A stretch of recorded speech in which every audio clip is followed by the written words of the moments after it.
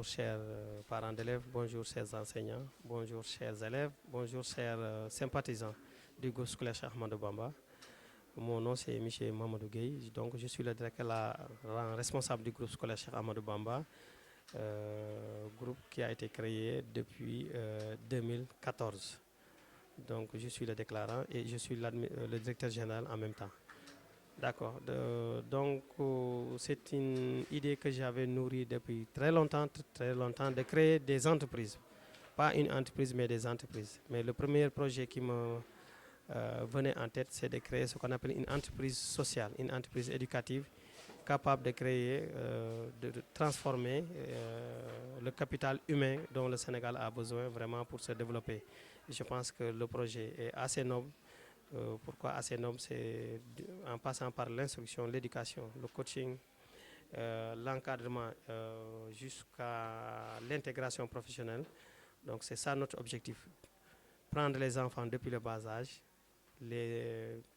enseigner, leur donner les valeurs morales, les valeurs sociales, les valeurs humaines, les valeurs citoyennes, plus tard les valeurs professionnelles et les valeurs universelles qui vont leur permettre vraiment d'être un citoyen capable d'être utile à soi-même et d'être utile à tout le monde. Donc loolu moo doon objectif groupe scolaire Cheikh Ahmadou Bamba fexe ba tabax nit koo xam ne ëllëg dina mën a jëriñ boppam jëriñ société bi jëriñ àdduna. Donc loolu mooy doon objectif le groupe scolaire Cheikh Ahmadou Bamba. Waaw, les problèmes sont liés vraiment à la création d'entreprise, à la gestion d'entreprise, à l'organisation d'entreprise. Donc problème yooyu moom la ñuy dund au jour le jour. di jël ay nit lëkkale leen jël ay gis-gis lëkkale leen ba ñu nekk benn gis-gis benn jëmuwaay fexe ba ñoom vraiment ñu mën a jël ay xale ci benn projet bi defar leen ci jikko defar leen ci wàllu xam-xam defar leen ci wàllu mën-mën. Donc je pense que ku taxaw ci loolu taxaw nga ci ay jafe-jafe parce que ñaaray taxaw defar ak yàq ci yàq moo gën a gaaw yàq moo gën a neex yàq moo gën a yomb.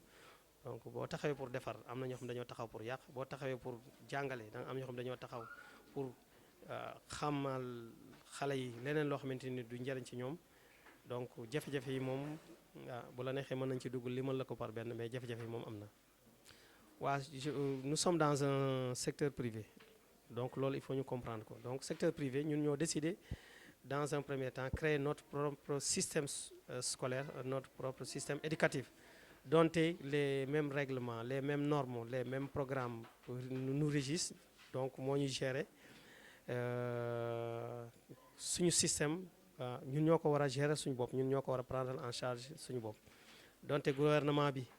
am na benn part de responsabilité bu mu ci am mooy que soo ubbee sa école am une école réglementaire école bi soo defee ay démarches d'autorisation bañ jox la ko nga def des démarches de subvention de reconnaissance bañ jox la ko gouvernement bi am na subvention bu mu la war a jox. Bon certes nag c'est un long parcours pour que nga arrivé ci état bu ci procédure autorisation jóge ci autorisation dem ci reconnaissance. Téeméeri école yoo gis parcours bi ñaar wala ñett ñoom ñooy terminer le parcours. Pour nga mën a jot ci subvention gouvernement il faut parcours boobu nga pare ko. Donc ñun ñu ngi ci état bu autorisation am nañ autorisation mais reconnaissance amaguñ ko donc reconnaissance nag mooy tax nga mën a jël alalu gouvernement bi di ko def ci sa école ak di ko mën dimbalew. Donc loolu ñëwagul mais alhamdulilah je pense que avec un effectif qui dépasse les 1000 élèves nous arrivons vraiment à gérer nos charges de fonctionnement nos charges de salaire et puis l'école fonctionne petit à petit en autonomie et sans difficulté. Donc projet bi mooy c'est un projet d'espace scolaire de jardin scolaire de jardin récréatif que chaque école à mon avis doit avoir parce que ça doit être un environnement attrayant un environnement attractif buy permettre nit ki bu ñëwee daanaka këram lay doon environnement boo xamante ni nii day neex ci xolam du bëgg a dem mais da koy jox tamit envie des fi mais envie jàng. Donc ci loolu lañ nekkoon ñu tàmbali ut ñaari terrain yoo xamante ni comme ni ngeen ko gisee mi ngi jàkkaarloog école bi benn bi espace scolaire lañ ko bëgg a def jardin boo xamante ni incha allah lépp lu ñu fiy def lu rafet lay doon mais à partir des ordures recyclées les ordures plastiques et les ordures en bois la ñuy jël recycler ko avec un partenaire boo xamante ni mooy ñëw décorer ko def ko ba incha allah rabbi donc boo amatee sa mbalit ñun mbalit lañ koy tuddee mais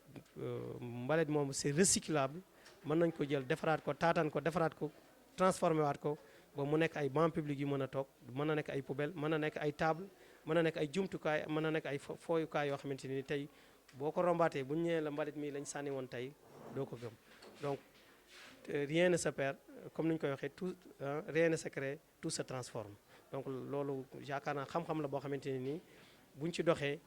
daañu dem ba dootuñu sànneeti dara dootuñu doyee dal ci dara. waaw je pense que c'est un message très fort que je dois lancer à l'endroit de tout le monde. D'abord la première partie c'est au niveau de la population ñu xam d'abord nan la ñuy jëflante ak mbalit bi parce que mbalit tamit boo ko jaxasee jël déchets plastiques yi jël déchets métaux yi déchets yi nga xamante ay weñ la jël yeneen déchets yi nga xamante ni da koy yàq wala da koy xajamal nga boole leen soo deful ndànk après doo ko mën a jëriñoo mais mbalit mi suñu defee ce qu'on appelle li ñu naan triage wala tri sax la ñuy wax nga jël déchets plastiques yi nga def ko à côté les déchets métaux nga def ko à côté déchets yi nga xamante ni mënuñu ko jëriñoo ñu sànni ko je pense que mën nga am après 50% wala 60% say ordures mu nekk loo xamante ëllëg xaalis lay doon njariñ lay doon mu ñëw duggaat ci askan wi kon dafa mel ni loo sànni woon mu ñëwaat nekk koom-koom dellusiwaat ci yow donc nous lançons un appel à toute la population pour leur dire que seen kër mën nañ def ñetti poubelle benn bi déchet plastique la benn bi déchet métaux la maanaam lépp luy weñ benn bi déchet la boo xamante ni da ngay xam ne lii moom sànni rek moo ci war ñu xam ne bu ñu ñëwee dañ ko war a sànni donc loolu la ñu doon lancé di ko lancé aussi à l'endroit des chefs d'établissement des directeurs d'école et des élèves ñoo xam ni déchet bi ñoo dëkk ak ñoom nekkul loo xamante ni ne da nga ko war a fatt say bakkan mais da nga ko war a teg place am mu nekk fu rafet foo xamante ne nii boo ko soxlaatee di nga mën a dem jël ko jariñoo ko donc le message boobu lañu amoon lu ñuy lancé ci wàllu déchets plastiques yi ak déchets métaux yi nga xamante ni mën nañu ko recycler. waaw la gestion de l'environnement tout revient à la gestion de l'environnement le Sénégalais farataal nañ lu nekk wuti xaalis denc wuti koom-koom denc foo mais environnement moom kër goo dugg da ngay xaw a am kersa mooy doo am ker garab goo toog kersa mooy buntu kër gi amoo foo toog kër yi dañoo ràpp buntu kër yi dañu ràpp environnement bi dafa ràpp bu guddee bu tàngee amoo foo toog boo bëggee am sa gan toog ak wéet ak moom wala boo demee ba sa xol neexul nga bëgg am foo féexloo mënoo ko am c'est parce que dañu gérer wul suñu environnement la gestion de l'environnement gère le bien-être sa environnement bu baaxul sa xol du féex sa environnement bu baaxul da ngay dem ba à un moment donné sa kër sax dootoo fa am envie toog da ngay dem feneen toogi ci kër jàmbur wala kër goo xamante ni am na garab wala mbedd moo xam ne am na garab bàyyi sa buntu kër donc la gestion de l'environnement revient aussi au cycle de l'eau et nu ñu koy waxee à la protection de l'environnement suñu jëmbatee ay garab defar ay jardin defar ay espace public à un moment donné je pense que le cycle de l'eau va reprendre et que taw bi dina ñëw nawet bi dina baax gàncax yi gën a naat xol yi gën a féex koom-koom gi gën a yokk donc le message boobu laa amoon lu may lancé nañu jëmbat garab yi nañu toppatoo garab yi nañu toppatoo environnement scolaire yi xale yi xam ko jàngi ko si. waaw sant yàlla bu baax parce que élèves yi moom comme ni ñu koy waxee rek suñuy njaboot lañ donc li ñu war rek mooy bu ñu ñëwee ñu dalal leen d'abord bu ñu leen dalalee ba pare aussi jéem leen a woon nan la ñu war a nekkee ci école bi mais également nan la ñu war a nekkee ci mbedd mi et également nan la ñu war a nekkee ci kër ga parce que loolu yaakaar naa mooy éducation bi njëkk. loolu weesoo aussi dinañ jéem a waxtaan ak ñoom sensibiliser leen ci li nga xam ne moom mooy xew ci jamono ji fexe ba seeni comportement nekk ay comportement yoo xam ne donc yu mucc ayib lay doon donc loolu mooy suñ mission première mooy fexe ba won leen xamal leen àdduna jàngal leen aussi àdduna jàngal leen nan la ñu war a taxawee nan la ñu war a doxee pour que ëllëg ñu mën a nekk ay citoyens modèles. Effectivement parce que résultat yi moom ku nekk xam na ne de plus en plus muy gën a faible. donc loolu nag facteurs yi koy waral ay facteurs yu bari la parce que bu ñuy wax élève dafa am ñett mbir yu ko seq muy jàngalekat bi donc su ñuy wax école plutôt dafa am ñetti mbir yu ko seq muy jàngalekat bi élève bi ak parents d'élèves bi donc ñetti ñooñu nag ku ci nekk da nga am responsabilité boo xam ne ci sa ngàddu ci sa ndodd la ngàddu donc responsabilité boobu nag ku ci nekk daf ko war a jouer pleinement donc professeur bi d'abord li ko war mooy joxe xam-xam ànd ko ak joxin boo xam ne joxin bu rafet la maanaam bu ànd ak yar ak teggin donc élève bi aussi li ko war mooy mu inspiré wu ci loolu ñu koy jox gën ci contribuer gën ci góorgóorlu pour que ëllëg mu jural ko résultat mais à la maison aussi am na beneen suivi boo xam ne parent d'élève bi moo ko war a def donc yooyu yëpp nag su dajee ci élève bi moom mooy waral élève bi nekk élève bu performant mooy wanal donc fin d'année nga mën a am ay résultats yoo xam ne ay résultats yu satisfaisant la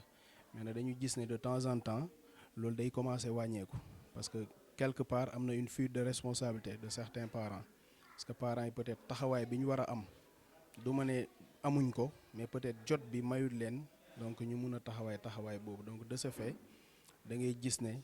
suivi bi war a am ci kër ga ci xale yi du am donc loolu nag dafay nekk handicap ci école bi parce que mooy waral des fois élèves yi di ñëw ak yeneen comportement yoo xam ne nii du ñu gënal parce que ak comportement yooyu da ngay obligé nga dàq leen te boo leen dàqee peut-être ci mbedd mi la ñuy nekk mais wala dañuy am beneen façon moo tax ñun dañu préférer à chaque fois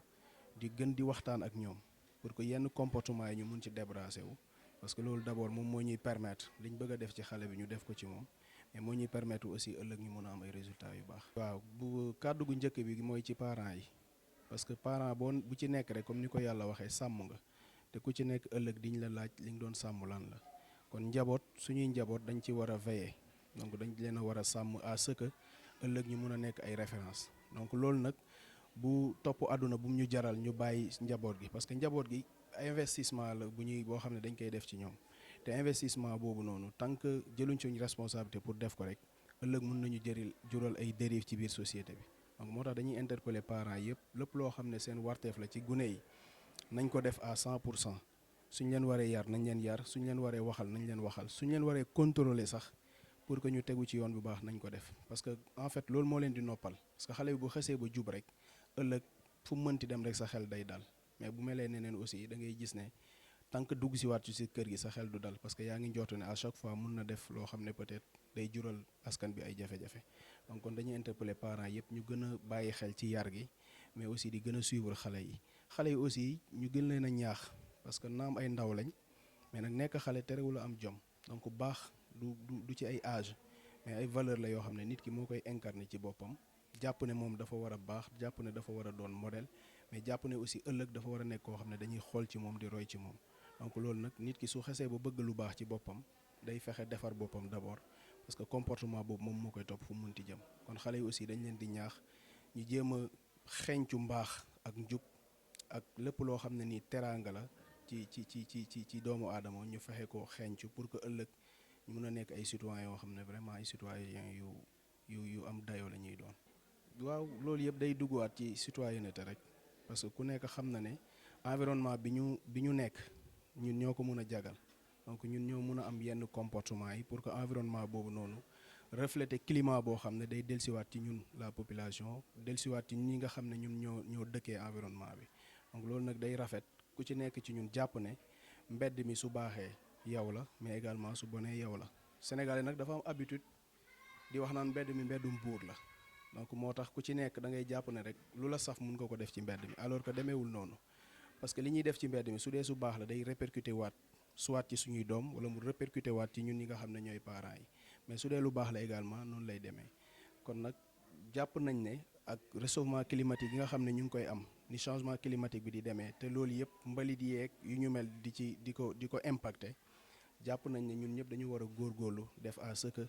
mbalit mi am na njëriñ parce que mun nañ ko recycler mu jural ñu leneen ëllëg na ku ci nekk ci ñun rek war nga mun a def de telle sorte que su dee ay poubelle la su dee ay dépositoire la yu munti doon ñu mun ko installer ci biir gox-goxaat yi mun ko installer ci quartier yi mun ko installer partout dans la région pour que mbalit bañatee taxawaalu ci biir gox bi parce que loolu dinañu permettre non seulement ñu recycler ko mu mun a jur leneen loo xam ne lu am njëriñ lay doon ci askan wi mais aussi dinañu permettre saleté bi nga xam ne ñu ngi koy jànkuwanteet yooyu surtout ci hivernage bi ñuy jublu yooyu yëpp mun ñu ko éviter donc moo tax ñu ngi ciy lancer appel ñëpp ñu gën ci góorgóorlu gën ci farlu également. waaw xanaa lenn rek ñooñu ñu gën cee góorgóorlu ndax bu fekkee ne yow amoo moyen boo xam ne moom ngay dundalee sa njaboot il faut boo xëyee di nga dem marché wuti loo xam ne bu sa doom jàngee ba wàcc boo ñëwee di nga ko jox mu lekk ndax xale moom mënul jàngi ba wàcc xiif ñëw du añ war a gonti 3 heures yaay yu itam wax dëgg yàlla dañ leen di encourager rek ñu gën cee góorgóorlu ndax xam nga kii daal yëpp bokkuñ nit ñi daal bokkuñu yem ndax loxo yi ni ñu sutantee loolu la nit ñuy sutantee maa ngi leen di encourager ñoo itam wax dëgg yàlla ñu góorgóorlu bu baax ñun ñi nga xam ne la ñoo nekk fii ci école bi ñun ñoo leen mën a téel seen doom ñoo leen mën a yaral seen doom ñoo leen mën a jaarale ci yoon bu baax ndax ñooñu amuñ temps boo xam ne dinañ nekk ak seen njaboot gi di leen yar wala ñu leen di jaarale yoon bu baax ndaxte ñooñu bu ñu xëyee ñu ngi jéem a uuti lu ñu ñëwee dundal seen njaboot. élève bu jëlee naanee ndox jël bu sànni wala mu lekk mango jël bu sànni danga ko war a oo ba mu ñëw nga corriger ko ne ko jëlal sa mango wala ramasser sa bagage yi yëpp nga jël ko sotti ko ci poubelle bi. waaw loolu daal mooy lu baax ñun daal ñoo mën a setal école bi ñoo ko mën a defar ba mu tax ñun ñoo nekk ci école bi ñoo fiy liggéeyee ñoo fi nekk par exemple daal école bi mooy suñ deuxième maison.